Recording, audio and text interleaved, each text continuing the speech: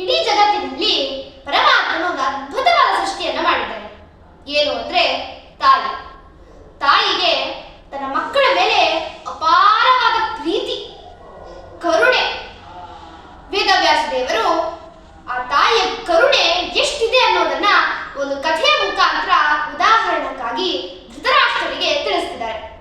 ಏನು ಕಥೆ ಅಂತ ಹೇಳಿದ್ರೆ, ಇಂದ್ರದೇವರ ತುಂಬಿದ ಸಭೆಯಲ್ಲಿ ಕಾಮಧೇನು ಬಂದು ಅಳ್ತಾ ನಿಂತಿರ್ತಾರಂತೆ.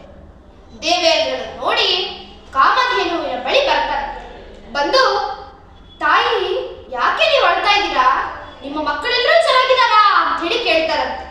ಆಗ ಕಾಮಧೇನು ಹೇಳ್ತಾಳೆ, ನನ್ನ ಮಕ್ಕಳ